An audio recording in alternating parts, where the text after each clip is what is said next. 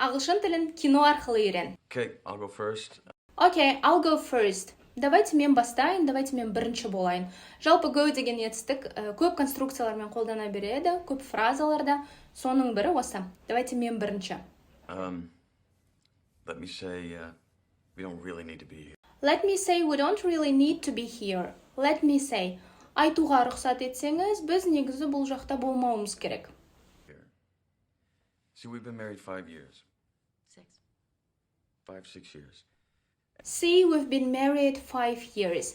Біздің үйленгенімізге 5 жыл болды. Жалпы бұл жақта present perfect негізі 4 or 5 years болу керек. Бірақ күнделікті өмірде олардың көбісі түсіп қалады. And this is like a checkup for us. And this is like a checkup for us. Және бұл біздің отношениямызға енді соны подразумевать етіп жатыр. Чекап сияқты. Чекап деген сөз негізі уже бізге еніп кетті. Чекап жасау керек организмге деген сияқты. Негізі ағылшынша сөз тексерістен өту. Қалай ойлайсыз? Әр отношенияға 3 жыл сайын бір чекап керек сияқты. Ойыңызды комментарийге жазыңыз. Ал ағылшын тілін жүйелі үйренгіңіз келсе, кино арқылы үйренгіңіз келсе, парақшама тіркелуді ұмытпаңыз.